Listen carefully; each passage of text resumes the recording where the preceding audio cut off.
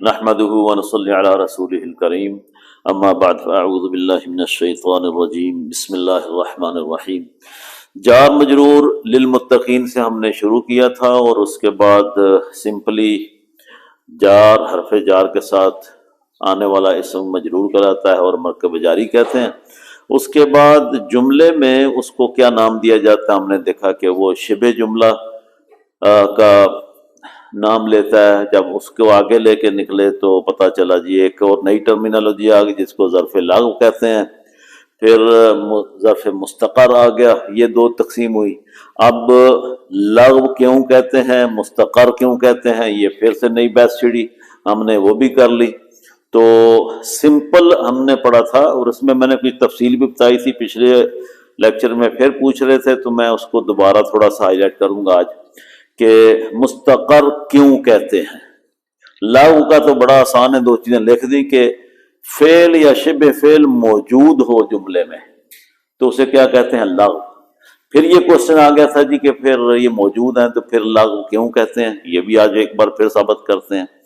دوسرا ہے کہ فعل یا شبہ فعل محذوف ہو جملے میں تو اس کو ایسے مرکب جاری کو ظرف مستقر کہتے ہیں۔ اس پہ تھوڑی سی گفتگو ہم کر لیتے ہیں تاکہ ہم پھر آگے بڑھیں گے اور کچھ ٹیکنیکل چیزیں اس کے ساتھ ملٹی سبجیکٹ ہیں آج ڈسکس کرنے والے۔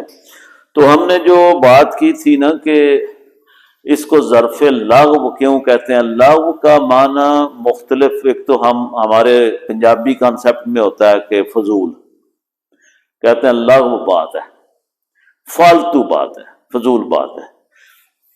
عرب ڈکشنری میں اس کا ایک ترجمہ محروم بھی ہے، محروم ہو جانا، محروم رہنا، کسی چیز کے حصول سے محروم رہنا۔ یہ جملہ، یہ معنی جو ہے یہ میرے اس چیپٹر کو سپورٹ کرتا ہے جو عربی کی ڈکشنری سے ہے، محروم ہو جانا۔ ٹھیک ہے، ابھی ہم بات کر رہے ہیں ظرف لغو کی۔ ٹھیک ہے، تو محروم یہ کیسے ہوتا ہے، یہ سوال ہے ہمارا، اس کو محروم کیوں کہتے ہیں۔ ہمارے پاس یہ جملہ ہے یؤمنون بالغیب، یؤمنون بالغیب، فعل سے جملہ شروع ہو رہا ہے تو جملہ فعلیہ ہے۔ کسی بھی جملہ فعلیہ کے 4 سٹیپ میکسیمم ہوتے ہیں اور 2 کلموں سے بھی مکمل ہو جاتا ہے، 3 سے بھی ہوتا ہے، 4 سے بھی ہوتا ہے۔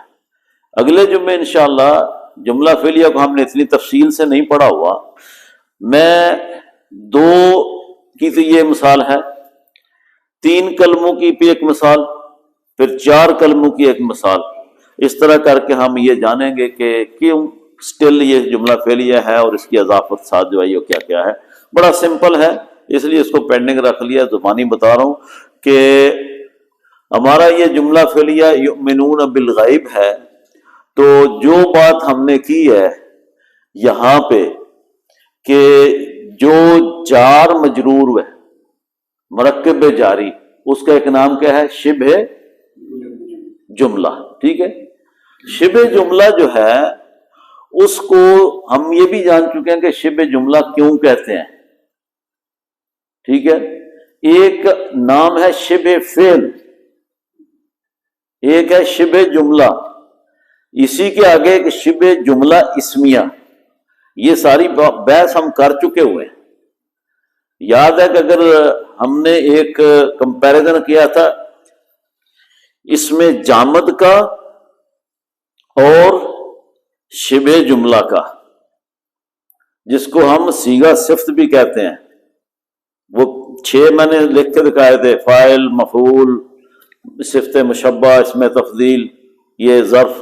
ٹھیک ہے، تو ان میں سے کوئی بھی ہو، اس کا ایک مشابہت ہونا اسم کے ساتھ، اس کی وجہ یہ تھی کہ وہ عدم تغیر کی وجہ سے، یعنی اگر ضمیر اس کے اوپر بھی لے کے آئے، صیغہ صفت کے اوپر بھی، اور ضمیر جس میں جامد کے اوپر سے رجلن ہے اس کے اوپر لے کے آئے، آنا ہوا انتا میں نے مثالیں دی تھی، تو دونوں نہیں بدلتے، تو دونوں کا نہ بدلنا یعنی اس کی اسم کے ساتھ کمپیریزن کرتے ہوئے، موازنہ کرتے ہوئے، یا اس کے ساتھ اس کی کوئی جہت کو ایک جیسا سمجھتے ہوئے، اس کے مثل سمجھتے ہوئے ایک چیز کا پتہ چلا کہ اس میں دونوں پہ اگر ضمیر آئے تو دونوں نہیں بدلتے، تو اس کو ٹرمینالوجی ہم نے اردو میں کہا عدم تغیر، نہ بدلنے والا۔ تو لہذا اسم کے ساتھ اس کا جو ایک مشابہت ہے صیغہ صفت کی، وہ نہ بدلنے کی ہے۔ کیا؟ نہ بدلنے کی ہے۔ ذرا غور سے سننا، کیونکہ یہ بھول جائے نا، اگر یہ ذہن میں نہ بیٹھے تو بات کی آخر پہ سمجھ نہیں آتی۔ میں نے ایک بات یہ بھی کی تھی کہ مشابہت سے مراد مثل ہوتا ہے، مثل اگر 100% ہو جائے تو پھر تو وہی ہو گیا، ٹھیک ہے۔ تو مشابہت کسی ایک یا دو چیزوں میں ہوتی ہے، چاہے کسی بندے کی آواز کسی سے ملتی ہو۔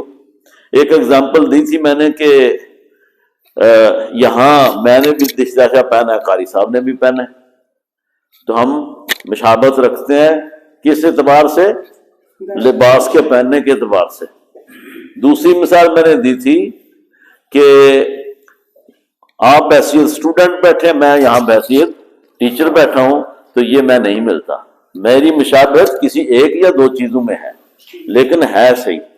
اسی طریقے سے ضمیر کے آنے سے صیغہ صفت پر، میں صیغہ صفت کیا کہوں، نام لے رہا ہوں کہ اس میں سارے آ جائیں گے، اور اسم کے اوپر، تو دونوں میں کوئی تبدیلی نہیں آئی، تو یہ جو آپس کا ان کا مشابہت ہے، تبدیل تغیر نہ ہونا، یہ اسم کے ساتھ ہے۔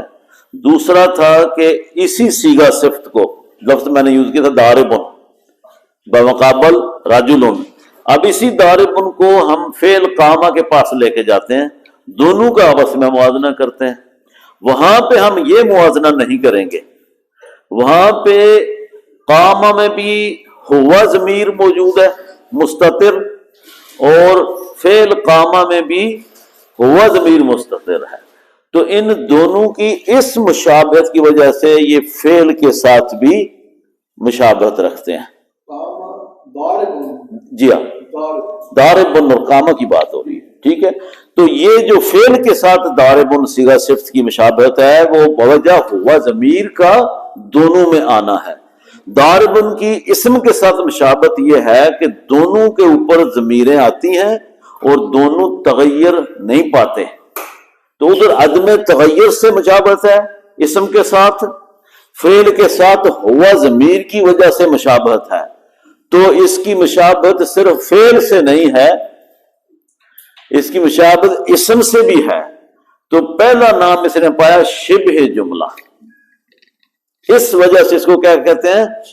شبہ جملہ، ٹھیک ہے۔ یہ حساب سے جیسے لکھا ہوا تھا، یہ ہمارا اثر سے رہ گیا، ہاں شاید ہم نے ڈیٹیل کے ساتھ ایک دن آپ نہیں آئے، یہ پڑھایا ہم نے، پڑھایا آپ نہیں آئے، یہ کور کیا ہم نے، آپ ایک جمعہ نہیں آئے، شبہ فعل والا جو اس سے پچھلے جملے والا کچھ اس وقت رہ گیا تھا، وہیں سے شروع کیا تھا، ٹھیک ہے۔ تو سمجھ آئیے، اس وجہ سے اس کو کیا کہتے ہیں؟ شبہ جملہ۔ اب نہ میں اس کو جملہ فعلیہ کہہ سکتا ہوں، کیوں کہ اس جیسا نہیں ہے، مثل ہے لیکن 100% تو نہیں ہے، کوئی تعلق ہے تو شباہت کر دی۔ نہ ہی میں اس کو جملہ اسمیہ کہہ سکتا ہوں، ادھر بھی شباہت ہے، تو دونوں طرف مشابہت ہوئی، تو ہم اس کا ایک تیسرا نام آیا شبہ جملہ۔ ایک ہے جملہ اسمیہ، یہ کتاب میں نہیں ہے اس طرح، میں آپ کو سمجھانے کے لیے بتا رہا ہوں۔ ایک ہے جملہ اسمیہ جو اسم سے شروع ہوتا ہے، ایک ہے جملہ فعلیہ جو فعل سے شروع ہوتا ہے، تیسرا ایک ہمیں سامنے آیا جس کو ہم شبہ جملہ کہتے ہیں، نہ اس میں بھی جملہ آتا ہے تو اس کو ہم شبہ جملہ کہتے ہیں۔